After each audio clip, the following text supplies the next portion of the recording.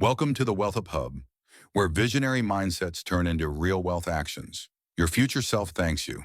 We often talk about financial independence as a number, a milestone of savings, a certain portfolio size, or a passive income stream that finally exceeds our monthly burn rate. But to reduce financial freedom to mere arithmetic is to miss the most profound and often the most challenging aspect of the journey, the psychological. True independence is not just about the state of your balance sheet. It is about the state of your mind, your relationship with time, and the deliberate reshaping of your personal narrative. Think back to your earliest memories of money. Were they steeped in scarcity? Did you hear phrases like, "We can't afford that," or "save it for a rainy day," whispered with a subtle strain of fear? These early emotional imprints often formed before we fully understood the concept of interest rates or compound growth, become the invisible walls of our financial cage. We become prisoners of the very behaviors we learned, repeating cycles of earning and spending that feel inevitable, but are in fact merely learned habits. The first step toward financial independence, therefore, is not opening a brokerage account. It is opening an inquiry into your own history. It is the slow, patient work of identifying the ingrained limiting beliefs that keep you running on the treadmill. Many motivational speakers talk about the why behind your goals. For financial independence, the why must be deeper than a simple desire for expensive things. Because if the why is purely material, the effort required will feel heavy and restrictive. But if your why is rooted in something profound, like time autonomy, the ability to serve your community without needing a paycheck, or the freedom to pursue work that truly matters, even if it pays nothing, then the effort transforms.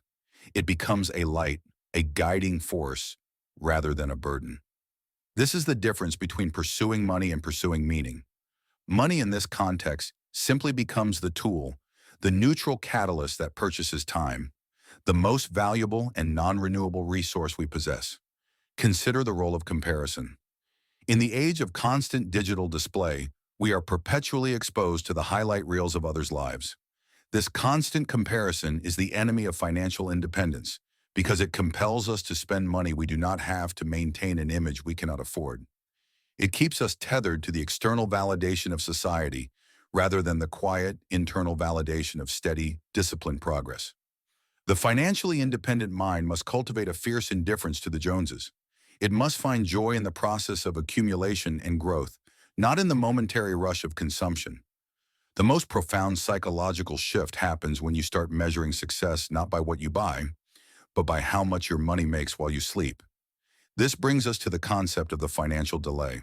The wealthy often delay gratification for an extended period, investing early and aggressively, understanding that the small sacrifices made today create the compounding leviathan of tomorrow. The average person, conversely, prioritizes immediate comfort, choosing the shiny new car today over the decades of compound interest they are forfeiting. This isn't a moral failure, it's a failure of imagination.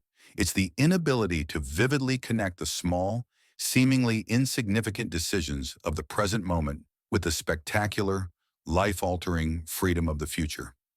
Cultivating this financial delay requires a kind of meditative patience, the ability to watch your portfolio grow, not day by day, but year by year, letting the exponential curve do the heavy lifting while you focus on contributing consistently and staying out of your own way. But what happens when the goal is achieved? The psychological shift doesn't end when the portfolio hits that magic number. In fact, many people who achieve financial independence struggle with the post-FI identity crisis. For years, their identity was wrapped up in the pursuit, the saving, the budgeting, the hustle. When the pressure is released, they feel lost. This is why cultivating interests, deepening relationships, and defining purpose before reaching the financial goal is crucial. Financial freedom merely buys you the time to do what you were already meant to do. It does not hand you the purpose. So as we move through this process of defining our financial future, let us remember that the numbers are just the scoreboard.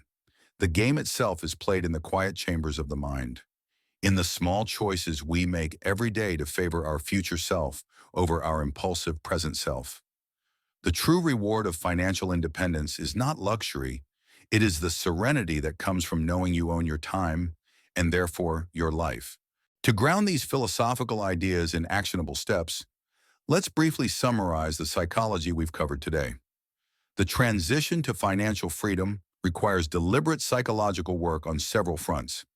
It is a journey that moves from fear-based reaction to purposeful action. Identify the limiting financial beliefs inherited from childhood or societal pressure. These are your invisible constraints.